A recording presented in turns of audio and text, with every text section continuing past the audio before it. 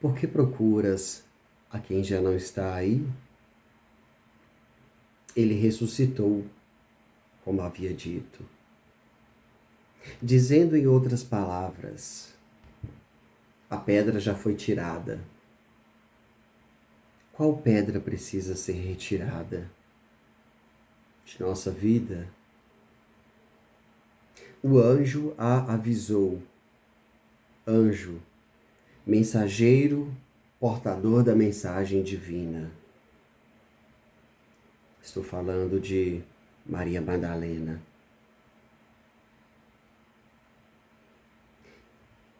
Deus não escolhe os mais célebres. Ele escolhe a quem ele deseja e tem um propósito. Não por se desfazer de alguém, mas ele tem seus planos e seus mistérios. A depressão e a ansiedade é algo que ainda a gente, eu creio que eu não sou muito da área para falar, mas socialmente falando a gente tem esse preconceito de assumir uma depressão ou um estado depressivo, uma ansiedade, estado depressivo, solitude, solidão, momentos de se retirar como Jesus se retirava. A depressão e a ansiedade levaram-me a outro nível. Dou graças por ela, como Jesus diz. Em tudo dai graças, porque ela me levou a outro nível. Como eu ouvi, se eu não tivesse te deixado, se eu tivesse te deixado confortável, você nunca teria saído de lá.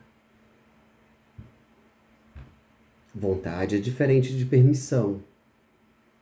Não era de sua vontade, mas a permissão convida-me a sair da inércia de uma vida pacata e leva-me a testemunhar o Deus soberano. Desta forma, sou convidado a entender o outro, a acolher. Aqui falo para muitos e não quero tendenciar a ninguém. Pessoas diferentes não pejorativamente, mas como qualidades. Um entender ao outro. A acolher. Falo para muitos como qualidade de um Deus que quer misericórdia e não sacrifício. Diferentes a completar um ao outro. O Deus justo que deixa livre escolha. Sou convidado. E o Senhor lembra-me da conversão diária. Role a pedra. Se não tenho força para rolar, peça a quem possa rolar. Seguindo a Jesus, a vitória é garantida. Ou você ganha, ou você aprende. Perder nunca. Persista, gere frutos e frutos que permaneçam. A árvore é conhecida pelos seus frutos. Como diz no Evangelho desses dias, quando a árvore dá um broto, sabeis que o verão está próximo. Assim é o Filho do Homem. Sabeis que o reino está próximo. Como ouvi alguém dizer, força e coragem. O que Deus já preparou é preciso ter coragem. E ter coragem é estar disposto a pagar o preço. Ter disciplina, consagrar e entender que Deus está à frente de tudo. Muitos não estão dispostos a fazer e às vezes eu me deparo em momentos assim. Falo para mim também. A vida é indesistível. Viver o extraordinário. Persista. Seja a esperança de alguém, seja a força de alguém. Deus é comigo a cada momento, a apagar o passado, a viver o que não vivi lá atrás. Eis que faço novas todas as coisas. Enquanto se respira, há tempo para tudo. Maria aponta para Jesus, o primeiro milagre. Façam o que ele vos disser. A mãe entendeu o plano de Deus e apostou no filho, apontou para o filho. Maria, Nossa Senhora, aponta para o seu filho, que é o Criador, que é quem tem o poder. Somos criaturas dotadas pelo poder da intercessão, o milagre. Quanto ao milagre, Jesus diz: deixa comigo. Faça o que você pode fazer. Nosso papel é confiar, orar sem jamais desistir. Esses dias me surpreendi ao pensar: Deus é onipotente e antes que tudo existisse, ele já o era. Para que nos criar? Não considero como um questionamento ou um pensamento egoísta, mas vem coisas ao coração que me mostram uma intimidade com ele. Posso perguntar tudo, não é falta de respeito, desde que respeite. E posso perguntar. Hoje Deus lembrou-me da resposta quanto a esta pergunta. Resposta vinda nesses dias. Hoje, 28/11/2025. Para nos contextualizar no que tange a dimensão do tempo.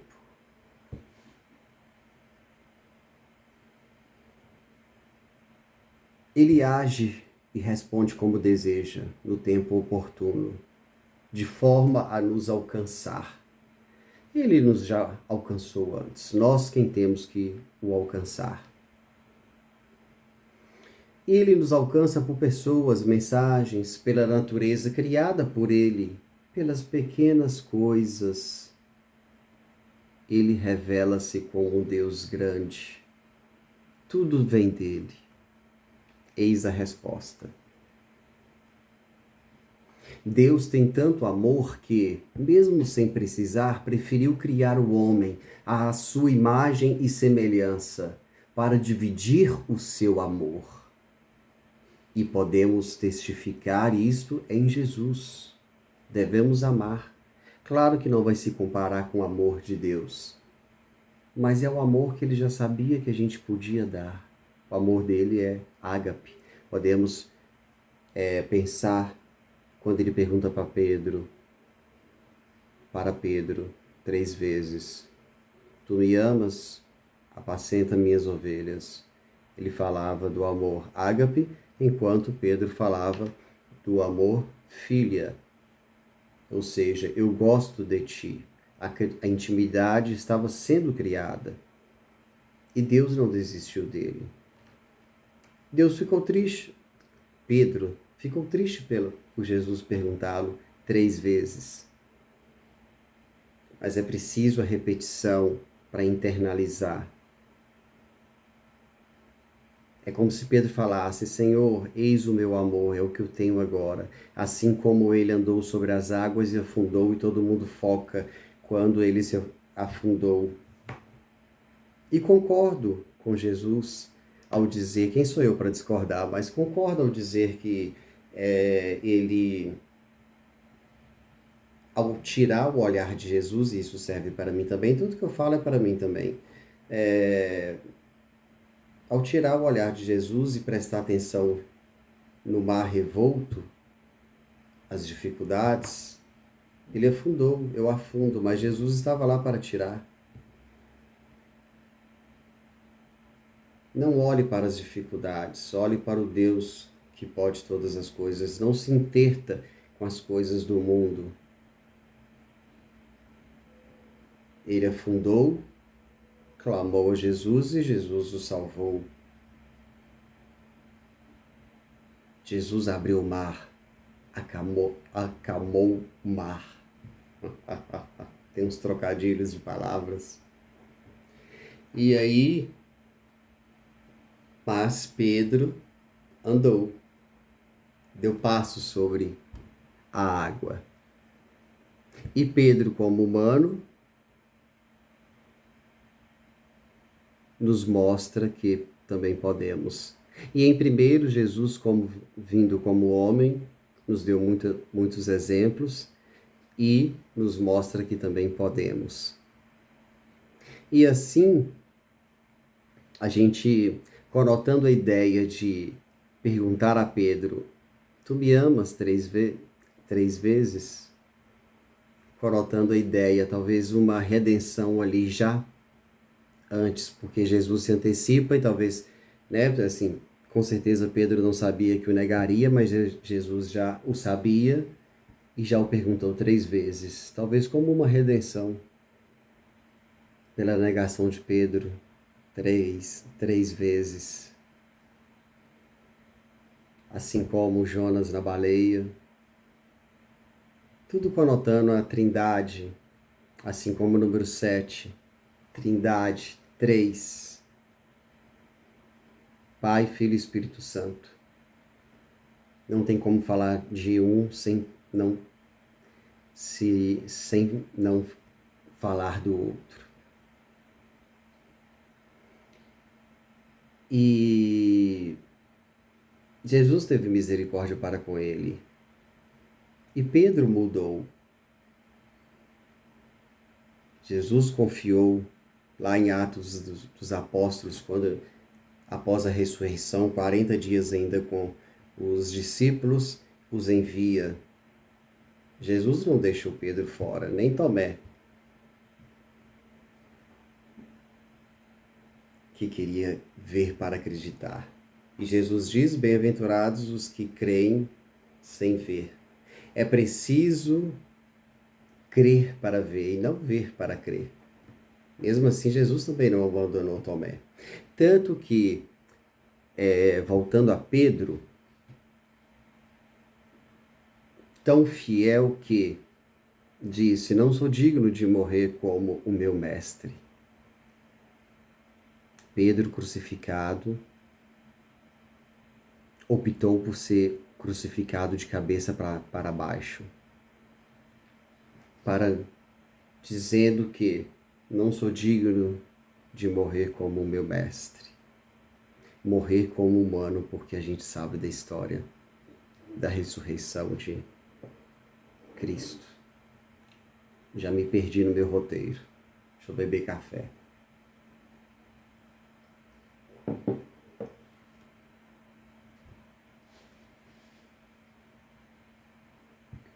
Então eu falei, podemos testificar isto. Vou ler de novo o parágrafo. Deus tem tanto amor, isso na resposta, que mesmo sem precisar, preferiu criar o homem e criar à sua imagem e semelhança, para dividir o seu amor. E podemos testificar isso em Jesus, não é preciso de eu falar muito, porque Jesus fala por si só. Como ele disse, ninguém tem poder de tirar minha vida, eu mesmo a dou para tomá-la de volta. A ressurreição. Cruz, madeiro e ressurreição. Não é tristeza. O madeiro deve ser encarado como o plano de salvação do Pai, que preferiu criar os filhos dentro da resposta aqui. Os filhos se afastaram, vieram os profetas, Veio Jesus, lembro da história do vinhateiro, vou mandar meu filho, estes o respeitarão. Jesus veio para reconciliar. Após Jesus, ninguém, somente Ele. Vivemos uma história de redenção, estamos numa história de redenção, ainda há tempo. História de redenção.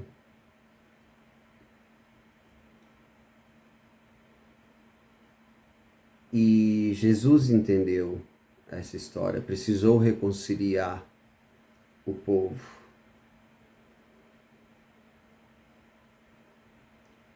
Jesus diz por si só. A dor do pai ao entregar seu filho, sabendo de tudo. Ora, ele criou o plano da salvação, de salvação e redenção. O filho obediente ao pai, ao escolher, juntamente com o pai, em oração constante e preparar multidões. Jesus era muito equilibrado,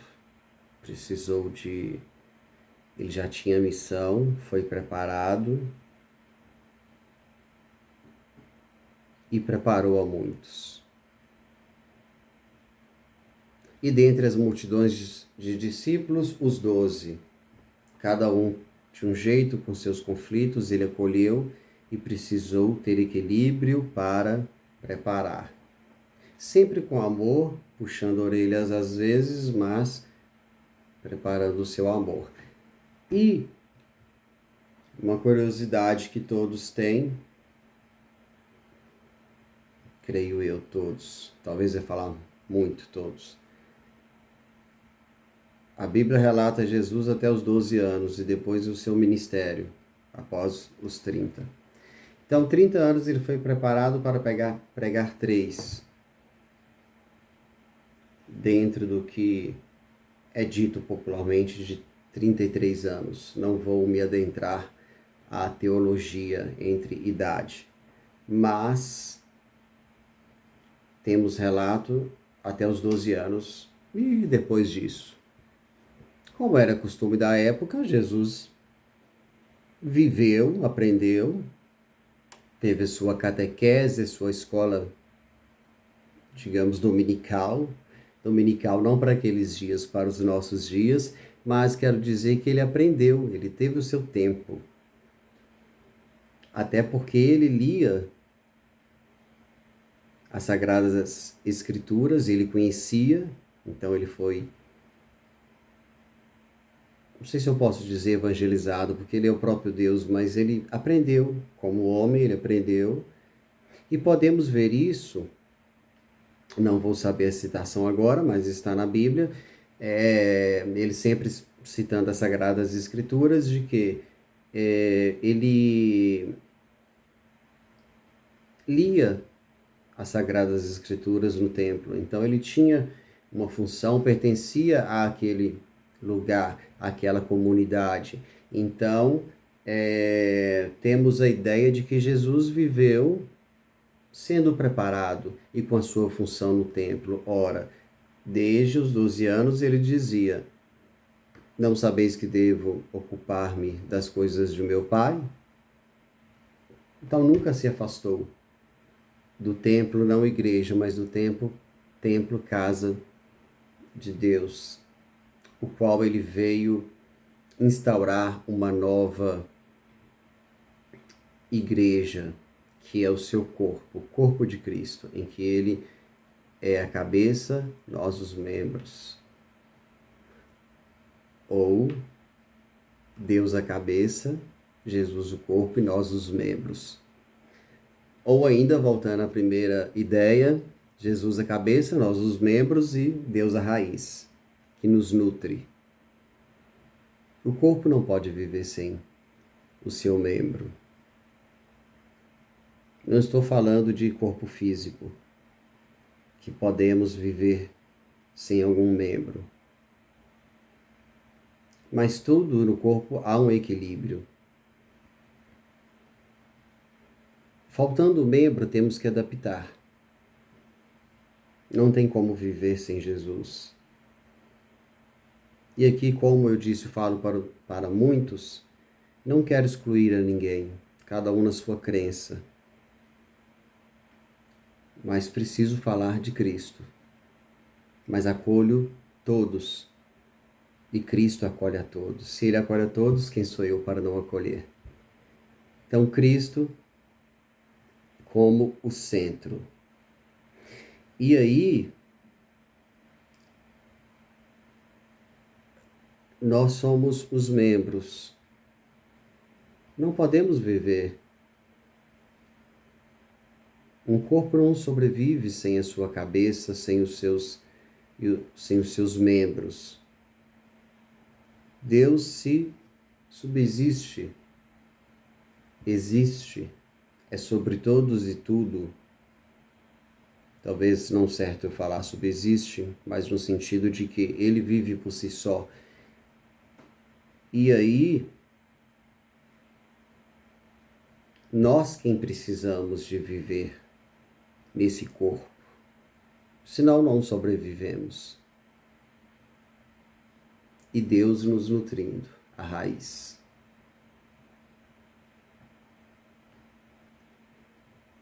Então, Deus cria o plano da salvação, de redenção. O filho obediente ao Pai.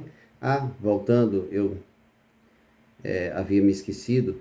E então, Jesus pertencendo a essa sociedade ali do templo, a gente pode ter a ideia de que ele viveu ali na comunidade, até porque nas Sagradas Escrituras dizem que, como ele fazia leitura, ele leu o livro do profeta Isaías, que eu amo essa citação, ele senta, eu penso, e ele senta e diz: hoje cumpriu-se esta palavra.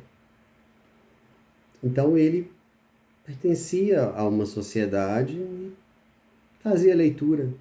As leituras tinham suas funções.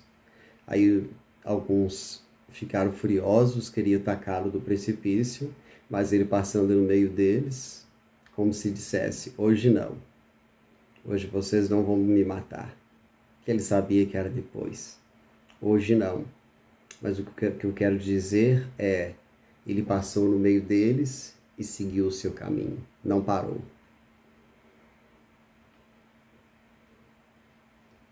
Preparou multidões, suportou o peso do pecado, Pai e Filho. E o Espírito a nos santificar e a repousar sobre nós, numa unidade única, trina. Isto testifica por si só o amor de Deus e como somos parecidos com Ele e amados e valorosos. Não era para ser como hoje, mas como Jesus diz, é preciso que algumas coisas aconteçam para cumprir as Sagradas Escrituras. Todavia, Deus é amor, é justiça também. Jesus é único. E aí vou citar uma frase em latim que esses dias é de um canto gregoriano que me apresentou um amigo e eu amei. Do inspiro espero. Enquanto eu respiro, eu espero. Jesus é o meu respirar, até que seja Ele quem viva em mim e não mais eu. É preciso que eu me diminua para que Ele cresça. Nada de mim, tudo de Ti. Esvazie de mim e encha de Ti. Cuide-se e viva bem. Paz e bem, graça e paz a todos.